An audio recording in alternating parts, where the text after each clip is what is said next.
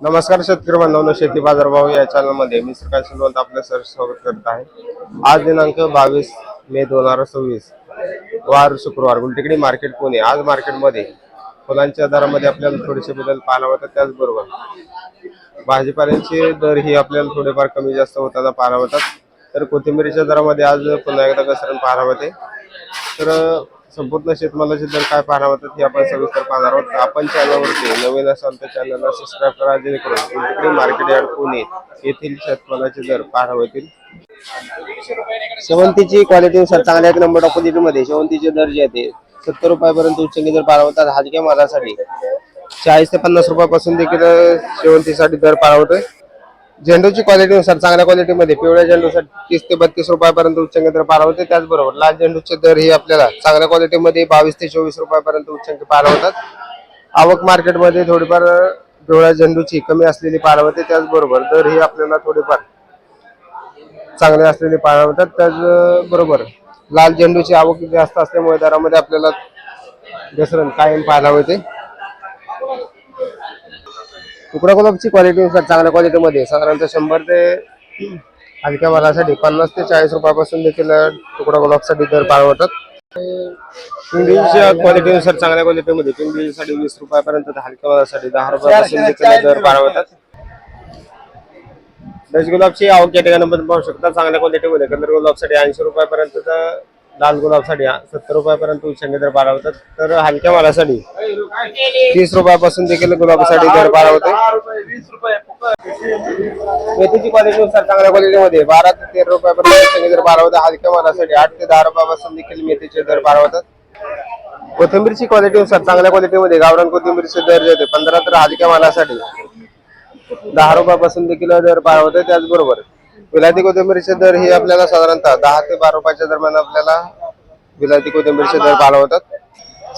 हिरव्या मिरचीची क्वालिटीनुसार चांगल्या क्वालिटीमध्ये 35 ते 36 रुपयापर्यंत उच्चांकी दर पाहायला होता। हलक्या मालासाठी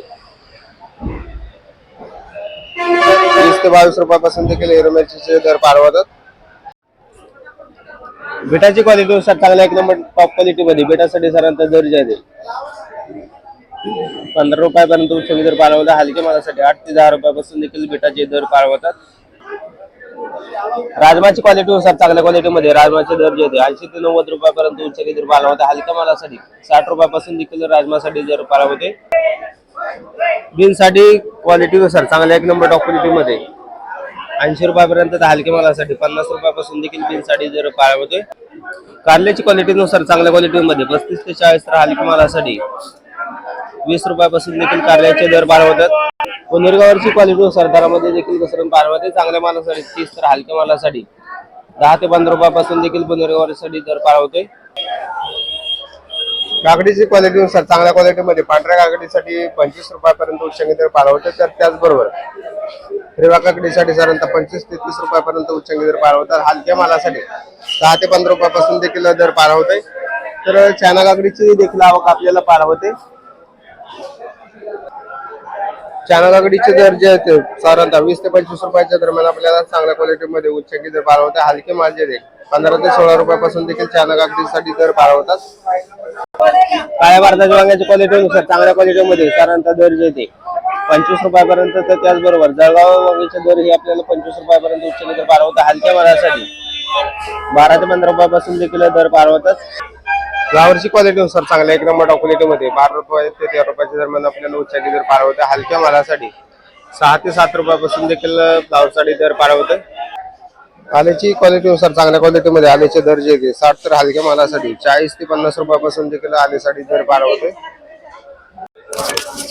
दुधी भोपळ्याची क्वालिटीनुसार चांगल्या क्वालिटीमध्ये 20 रुपयापर्यंत, तर हलक्या मालासाठी 12 ते 13 रुपयापर्यंत दर पाहायला होते।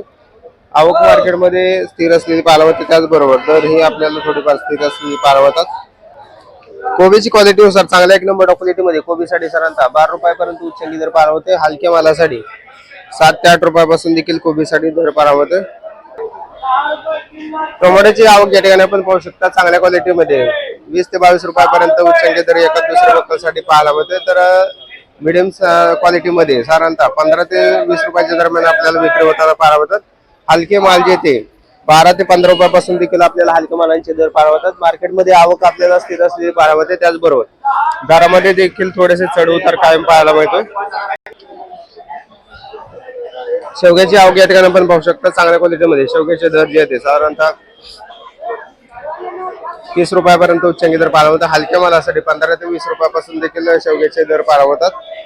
भुईमुग शेंगाची देखील आवक आपल्याला बऱ्यापैकी असलेली पाहायला मिळते. चांगल्या मालासाठी 50 तर हलक्या मालासाठी 35 ते 30 रुपयापासून देखील भुईमुग शेंगाचे दर पाहायला मिळतात. लिंबांची आवक मार्केटमध्ये बऱ्यापैकी असलेली पाहायला मिळते. त्याचबरोबर कच्च्या लिंबांची आवक बरेच दिवसापासून आपल्याला पाहायला मिळते. तर चांगल्या मालासाठी साधारणतः 40 रुपयापर्यंत उच्चांकी दर पाहायला मिळतात. हलक्या मालासाठी 20 ते 25 रुपयापासून देखील लिंबांचे दर पाहायला मिळतात.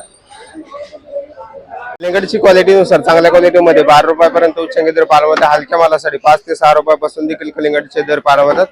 आवक मार्केटमध्ये स्थिर असलेले पाहायला मिळते. त्याचबरोबर मागणी कमी झाल्यामुळे बरेच दिवसापासून कलिंगडचे दर कमी झालेले पाहायला मिळतात. खरबूजची क्वालिटीनुसार चांगल्या क्वालिटीमध्ये 40 ते 42 रुपयापर्यंत उच्चांकी दर पाहायला मिळतात. हलक्या मालासाठी 15 ते 20 रुपयापासून देखील खरबूजचे दर पाहायला मिळतात.